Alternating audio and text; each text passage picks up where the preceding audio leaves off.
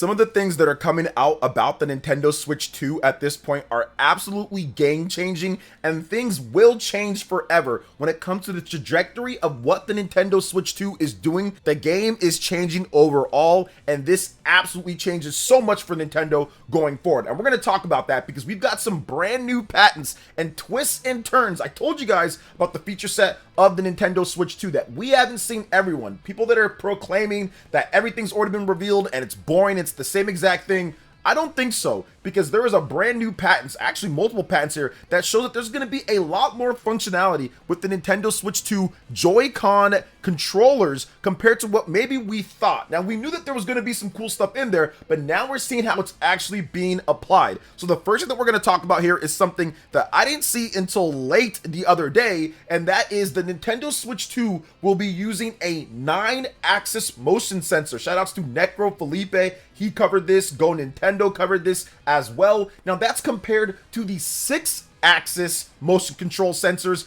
on the Nintendo Switch 1. So Go Nintendo says that the current Switch allows for motion control inputs through the Joy-Con due to 6-axis motion sensor inside. This allows the Joy-Con to detect movement along 3 axes for rotation. You have the gyroscope, and 3 axes for acceleration, the accelerometer. Now today there was a patent that surfaced that indicates that the Nintendo Switch 2 will likely go a step further, like Goku fighting against Boo going Super Saiyan 3. Now, according to this patent that appears to tie the Nintendo Switch 2, we can expect the system to use a 9-axis motion sensor. This kind of sensor tracks 3 spatial axes. So you have the X, Y, and Z, including acceleration from the accelerometer, angular velocity from the gyroscope, and magnetic field strength from a magnetometer. Now, this definitely seems like it's going to give us way improved motion controls for the Nintendo Switch 2, which is something that I don't think Nintendo's worked on with their motion controls really at all since like the Wii Motion Plus. That was the last time that we had like, okay,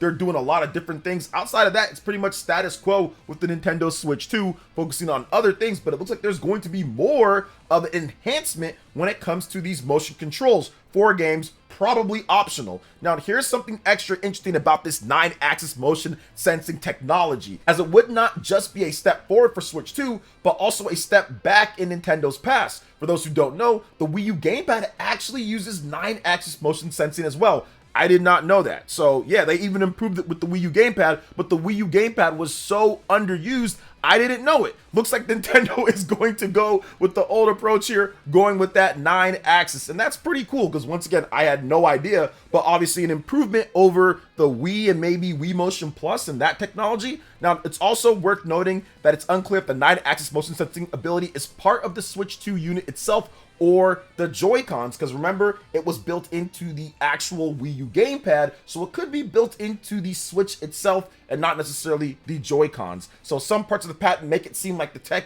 is built for the Switch 2 alongside the Joy-Cons, while other parts point to the Joy-Con having 6-axis control and the Switch 2 itself featuring 9-axis. So that's kind of cool. You have it on the Switch itself for certain things. Then of course, if you're like playing like Splatoon and you're holding it gyro that way, but then if you hold it in each hand, obviously it'd be like what you'd have in the previous Joy-Con and all that. So very interesting nonetheless. And yeah, I absolutely believe this is a game changer overall when it comes down to what they could do with certain games if they actually invest and put it into it. Now, I do feel that it's all part of Nintendo's plan when it comes to Nintendo Switch 2 and that April 2nd Nintendo Direct. That is going to be huge because these new technologies that they're putting in here, or these new upgrades that they're putting in here, they can already take what they do really well and make it so much better. There are some games that are pretty good when it comes to motion on the Nintendo Switch, and they can really benefit from having this type of extra control added in, optional, of course. I think the biggest thing that Nintendo did over what they've done previously with the Nintendo DS and with the Nintendo Wii U and the Wii was that they made things optional, and they made things to where, okay, if you want to use it, it's there. And of course, if we can bring better technology for the uses in the game, it can have a better level of immersion. So for example, using a bow and arrow in The Legend of Zelda Breath of the Wild and having the motion set up right there. So are things that are optional that can enhance and immerse, not necessarily forcing you to use it. So I do think that this upgraded technology, what they're doing here is absolutely going to be something that Nintendo will use in different games and will benefit the games overall. But you know what else is also benefiting? It would be a beneficial thing for those, especially for those who are not subscribed, to subscribe to the channel, because it's beneficial for you to check out all of the new content that we're doing here. So if you're not subscribed, make sure you hit that subscribe button, like the video if you haven't liked it already, hit that notification bell, and drop a comment below on what you're most anticipating for the Nintendo Switch 2 overall. I'd love to go through your comments and talk about it. Now, let's jump back into this because we do have a brand new, once again, another patent. Nintendo has that Direct coming up, and this is a game changer because we have the new mouse feature update, more patent details, and pretty much confirming what people felt that Nintendo was teasing and kind of what was, I would say, anticipated with the Nintendo Switch 2 Joy-Con. When we first saw that little square, people were thinking, what is that? And some people were like, I think it's kind of like an optical mouse type of thing. So we're going to go over the original topic, then go over some of the updates. Shout out to Nintendo, everything for this here. So although the patents are often a hit and miss when it comes to how significant they are in terms of actual products, a new one has come to light that strongly points to mouse-like functionality for the Switch 2. The ability to use the Joy-Con similar to that of a mouse isn't exactly new. There are other rumors and leaks pointing to that direction before the system was officially announced, like I talked about. Then once again, Nintendo put out a reveal video for the Switch 2, talk about mouse-like functionality, was further supported after Nintendo showed some footage hinting in that direction when they were sliding around all over the place. That brings us to right now with this patent. The filing is in Japanese, which makes it a little bit difficult to fully understand what Nintendo discusses in the full document, but still, based on various different filings, includes very clear what the company is going for. There's also text that flat out references mice, so there you go on that. Now, you guys have seen the images, and Nintendo should be discussing more of these features that we talked about here, the 9-axis and other stuff, at the Nintendo Switch 2 April Direct. April 2nd, 6 a.m. PT, 9 a.m. Eastern Time, bright and early. Your boy will be up hours beforehand, covering the show, asking questions, talk about what you guys want to. It's going to be a blast, so you're going to want to make sure that you check that out. Now, why is all of this a game changer? Well, I do believe that it's really going to court and attract a lot of big publishers and developers to put their games out on the system. Think about all the different type of titles that are on the PC platform with mouse and keyboard functionality, but now you actually have a joystick to move to where you don't have to be using a keyboard, which for some people, they can use it, but for me, I'm not a fan of the keyboard movement overall, but then also have mouse-like precision when it comes to certain games like Metroid Prime or Call of Duty or Splatoon with mouse functionality and being able to target but move with an analog stick. I think that's going to be big when it comes down to it. Or even playing games like strategy titles like Civilization, or even having stuff like strategy RPGs. I've talked about it before. So all of these different features, you combine that with what Nintendo has before as well, that's going to create a lot of developers that are going to want to make games on the system. The 9-axis as well, it combines cool features that we've seen before optionally, along with new features that are actually beneficial to certain genres out there. I think it's going to really create a lot of games when it comes to ports, more like it, and even just new games, new titles that will have the Nintendo Switch 2 in mind when it comes to how they're going to be developing their titles, especially if they do lead platforms or lead versions on this. There are a lot of developers that are excited about the Nintendo Switch 2, and these features, along with the upgrade in horsepower, is absolutely going to be game-changing when it comes to how Nintendo starts off with third-party support, in addition to how their games play and what features they offer as well. Now, another thing that I want to add in here, we talked about how awesome it was, like with the 9-axis and all of that. Now, there's stuff like an ambient light, touch display like the Nintendo Switch 1 as well. We talked about accelerometer, gyroscope, all of that with the 9-axis and everything. But there was also another patent for a Pro controller that can split apart and also be used as that same mouse type feature. Now, I doubt Nintendo is going to make a Pro controller that can split apart, and these pictures are definitely rudimentary and just kind of like, okay, they're just having some information, but I do feel that it's something that Nintendo would obviously want to try to put into the Pro controller, so you can have any feature that's on the Joy-Con also on the Pro controller. So I don't know exactly how they're going to do it, but I do think that Nintendo will find some type of way to build that functionality into whatever controller that you're going to use. But even if they don't, I don't think it's a must overall, because I do think that it's going to be optional, but it's going to be big when it comes to certain games and how those can be applied. So I like what I'm seeing here, because it tells us that there is more surprises, that there is more stuff that they're doing, and this can impact gameplay and provide options for gamers to be able to play. So it's incredibly exciting in that sense. And I do want to go over another thing here as well, talking about some big games that could be coming to the Nintendo Switch 2 from a massive publisher, and that is Take-Two with GTA 6. I do think that it is now possible that we will see GTA 6 on the Nintendo Switch 2 console. And it's funny because whenever I talk about this, or I talk about certain games that are big that could come over, people always have their opinions on if something can run or not based off of nothing that we even know at this point. We don't know the tech specs. You can watch all the Digital Foundry stuff that you want to at the end of the day, but we don't know how developers are applying that built-in custom chip architecture and everything coded to the actual metal for the games overall. We just don't know. And if developers are all coming out, which Take-Two is talking about it right now and saying, we're going to support this system. Like I said, this is huge. It's like a Lambo compared to a Prius in terms of what developers are thinking about the Nintendo Switch 2 compared to the Nintendo Switch 1. So they're going to try to make their games work,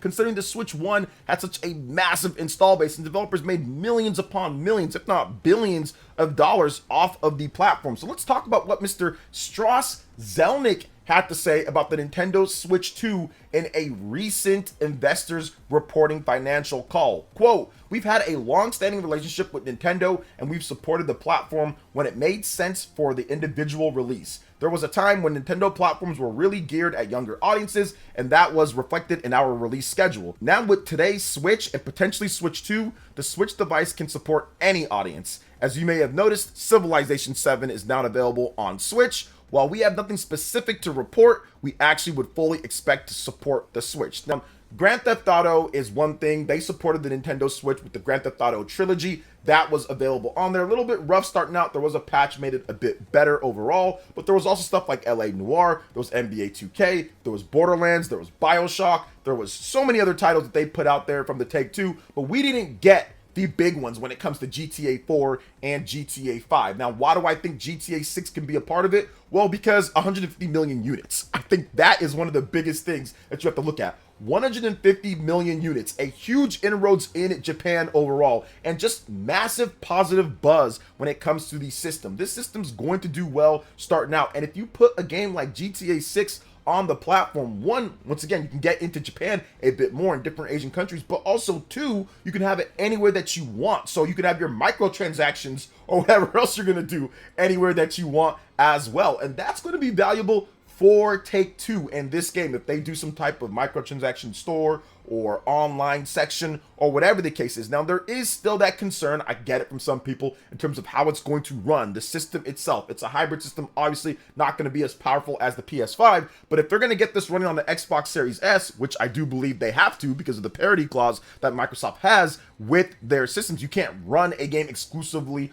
on Xbox Series X. There can be certain features that are exclusive on maybe Xbox Series X, but not on S, but for the most part, if a game comes out on Xbox Series X, the game also has to be made for Xbox Series S. And if you hear what Phil Spencer had to say when it comes to what they're doing with systems like Steam Deck and Xbox Series S, and now Nintendo Switch 2 coming in, it definitely seems like there's going to be plenty of power for their biggest games like Flight Simulator, Horizon, Halo, and more. So in my opinion, yes, GTA is a big game. It is going to be a taxing game, and it's probably not going to look the best or anything like that on the Nintendo Switch 2, but I still feel that it has a chance overall. Now, we have to wait and see. It could just be other titles, right? It could be Red Dead Redemption 2. It could be more NBA 2K. It could be another port of, I don't know, LA Noire, upgrade of that, patches. It could be all sorts of stuff. They do have a plethora of games that they can go to. There are more Borderlands games coming out, like Borderlands 4. There are other things that they could do as well. So I'm not sitting here and saying that it's a foregone conclusion, but I do think that it is a new era. And the technology that Nintendo's bringing to the table with NVIDIA, with DLSS, and the new type of processes and newer architecture, custom chip,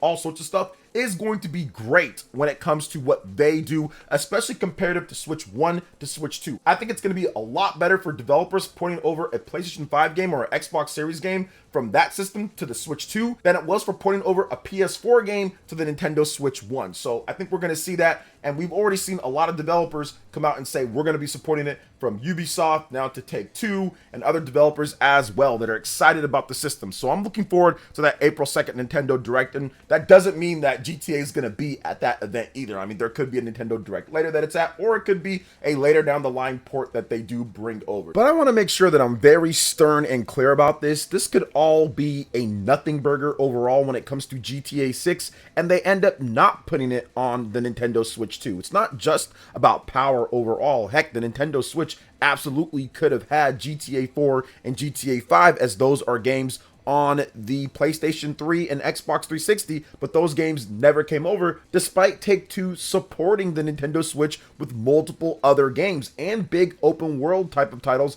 like Red Dead Redemption, in addition to LA Noire. So it's not a foregone conclusion that it will happen. I'm just saying that it is now possible at this point based off of what he had to say here. And if you're looking at some of the hardware stuff, obviously it could happen overall, but it is not a guarantee. And right now, all that GTA 6 is confirmed for is the PlayStation 5, the Xbox Series S, and the Xbox Series X. It's not even confirmed for PC at this point. It'll definitely come later down the road for it, but those are all the systems that it's confirmed for when it comes to Xbox and PlayStation overall, and that's it. So keep that in mind, guys. Now, we also got an update when it comes to Final Fantasy on the Nintendo Switch 2. Nate the Hate has talked more about Final Fantasy VII Rebirth in addition to Final Fantasy VII Remake. And essentially, here's the deal, guys. It looks like Final Fantasy 16 is not making the cut right now for the Nintendo Switch 2. That's going to be on Xbox Series in addition to Final Fantasy VII Remake and Final Fantasy VII Rebirth. So Xbox getting all of that. They're going to prioritize when it comes to development resources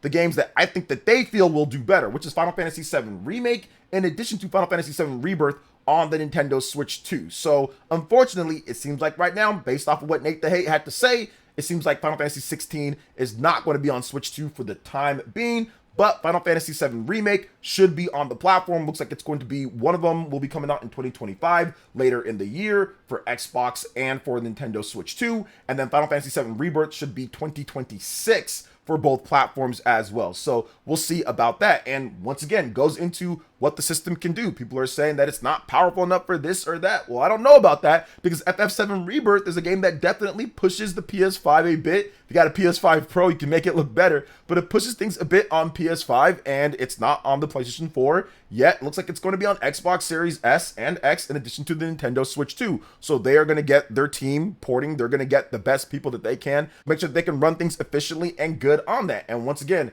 this is just such a big game changer to have a massive Final Fantasy anywhere that you want when it comes down to it. That is just super cool, with it being actually made for the system and not some type of portable PC or something like that. And it's going to be big for the Nintendo Switch heading into the holidays or heading into early after the year when it comes down to it. People have been wanting to play these type of games with Final Fantasy and Cloud and all that. Like, it was a big seller with FF7, so I'm pretty sure there are people that want to have that and have been holding out. I've actually seen a ton of people holding out hope for Final Fantasy VII and Final Fantasy VII Rebirth on the Nintendo Switch, and it looks like it's going to be happening based off of what Nate the Hate is saying, which he's kind of reconfirming here, because we already knew, he already kind of said it, and it's already been kind of put out there. Also, Square Enix has essentially said, yeah, we are going to be bringing Final Fantasy over to other platforms, so it's not like it's anything too crazy. I just wanted to give you guys an update on what's happening, because some of you guys were asking about Final Fantasy 16 for Nintendo Switch 2, and it looks like that won't be happening anytime soon, or maybe it's just not being prioritized, but maybe later down the line. But we're going to have to wait and see exactly how everything is going to play out. But what are your thoughts on this, guys, when it comes to everything that we discussed, from GTA 6, Final Fantasy, of course, new Nintendo Switch features, how, in my opinion, this thing kind of changes everything up here with what's happening and Nintendo's trajectory? Let me know in the comment section below. All right, guys, that wraps it up for this video here. Thank you so much for watching. I do appreciate it. Please make sure you hit that like button, subscribe if you're someone new, click that notification bell, and check out my other Nintendo Switch RPG videos and more right here on screen. Thank you for watching. We'll catch you guys for the next one. Peace.